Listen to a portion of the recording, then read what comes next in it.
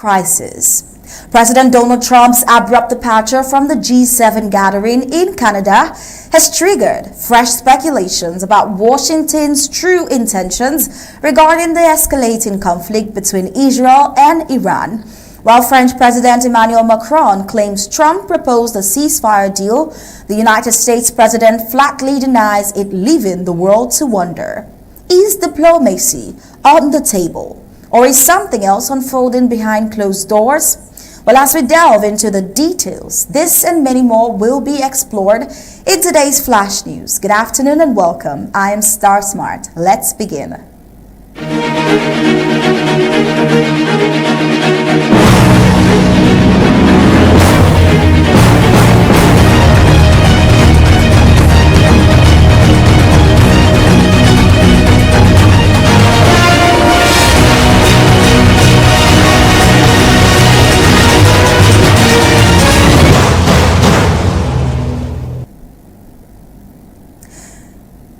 As tensions intensify in the Middle East, questions are mounting over the true reasons behind the United States President Donald Trump's abrupt departure from the Group of Seven, the G7 summit in Canada. Now, could this signal a deeper United States recalibration in the face of the escalating Israel-Iran conflict?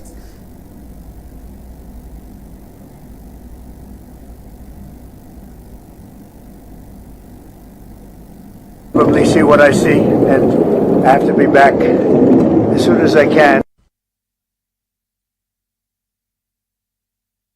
Probably see what I see, and I have to be back as soon as I can. And those were the words from Trump, who left the summit ahead of the schedule, denied claims by French President Emmanuel Macron that his exit was linked to a proposed ceasefire deal between Israel and Iran. Posting on his Truth Social platform, Trump dismissed Macron's assertions as wrong, insisting his return to Washington was due to a matter much bigger than any ceasefire effort. This raises a critical question. If not for ceasefire diplomacy for another country, what pressing issue could prompt such a sudden withdrawal from a high-level global summit back to Washington? Well, earlier, Macron told reporters that the United States president had made an offer to initiate a ceasefire between the two Middle Eastern adversaries, with the aim of broadening discussions later. However, Trump countered by accusing Macron of frequently misrepresenting facts and labeled him a publicity-seeking leader. The French embassy in Washington has yet to respond. The backdrop to the diplomatic confusion is the ongoing military escalation between Israel and Iran, which erupted on Friday when Israeli forces launched airstrikes on Iranian territory. The retaliatory exchanges have since claimed over 220 lives in Iran, mainly civilians and 24 children casualties in Israel. Is the international community underestimating how swiftly this confrontation could spiral into a wider regional war? And if so, what role should the United States be playing to contain it? The United States has traditionally played a balancing role in Middle East affairs, particularly in its support of Israel. However, the current posture has drawn scrutiny. Despite recent hostilities, Washington maintains that President Trump is still pursuing a nuclear deal with Tehran. Yet how feasible is a diplomatic breakthrough when missiles continue to fly and mutual distrust deepens? Iran maintains that its nuclear ambitions are peaceful and fall within the scope of its right under the Nuclear Non-Proliferation Treaty, the NPT. Israel, which is widely believed to possess nuclear weapons but is not a signatory to the treaty, has long pushed for tougher international scrutiny of Iran's nuclear facilities. Now, this stark nuclear asymmetry continues to fuel suspicion across the region. Can a sustainable peace initiative be forged while such strategic imbalance remains unaddressed?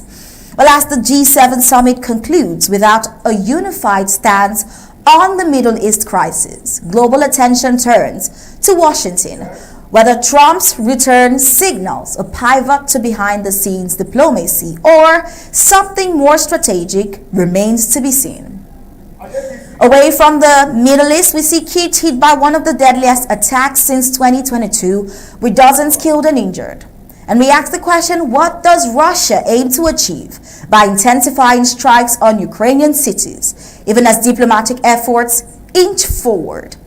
In the early hours of today, a wave of Russian drones and missiles hit multiple districts of Kyiv, killing at least 14 people and injuring 44 others. According to Ukraine's Interior Ministry, the coordinated assault targeted 27 sites across the capital, damaging residential blocks, schools, and key infrastructure, raising concerns about the growing disregard for civilian life in urban areas and in the urban warfare.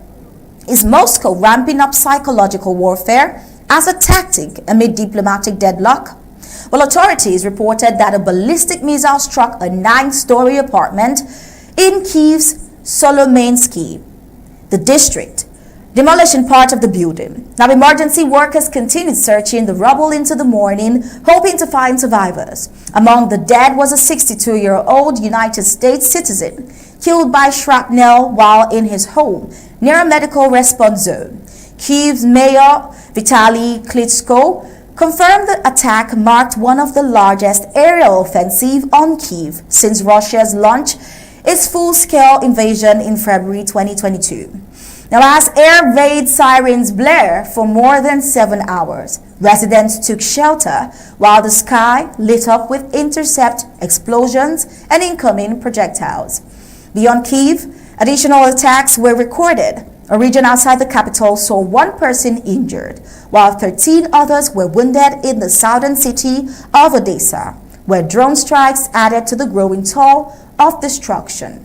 Although Russia and Ukraine recently engaged in 2 rounds of direct negotiations, producing limited agreements on prisoner exchange and the repatriation of fallen soldiers, the intensification of assaults on civilian zones raises doubts about the sincerity of the peace process.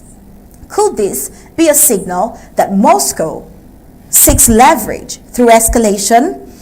Well, Russia's defense ministry claimed its air defense units had intercepted and destroyed 147 Ukrainian drones over Russian territory, including in the Moscow region. This back-and-forth drone warfare underscores the evolving nature of combat in the prolonged conflict as both countries navigate fragile diplomatic terrain. The question remains, can talks lead to meaningful de-escalation while missiles still fall on cities? Well, we see another tanker collision near Hormuz Strait, sparking safety concerns amid the Gulf tension. Now, a maritime incident involving multiple vessels near the strategically vital Strait of Hormuz has intensified regional concerns over shipping safety. Now, as United Arab Emirates evacuated 24 crew members from an oil tanker following a collision. The collision occurred in the Gulf of Oman, 22 nautical miles east of Khor Fakkan, according to maritime security firm Ombre. Now, while the incident was not attributed to a security threat, shipping sources reported that one vessel had struck 2 others, prompting an emergency response from the United Arab Emirates authorities. The incident unfolds as regional tensions escalate, with Iran and Israel locked in a 5-day exchange of attacks. Though unrelated directly to the conflict, the collision comes at a time of heightened alert across Gulf waterways, which then reports indicate a surge in electronic interference affecting commercial vessels navigating through the Strait of Hormuz, a narrow but critical choke point connecting the Gulf of the Arabian Sea. Now, experts are now questioning whether this growing pattern of disruptions could compromise maritime stability in one of the world's busiest oil transit routes.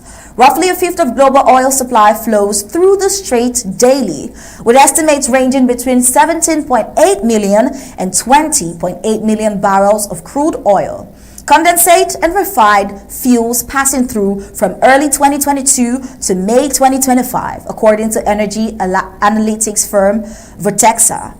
Now, UAE's National Guard confirmed the 24 seafarers were successfully transferred to Khor Fakkan port via search and rescue vessels. However, further official details on the cause and scale of the collision remained unavailable as of this morning.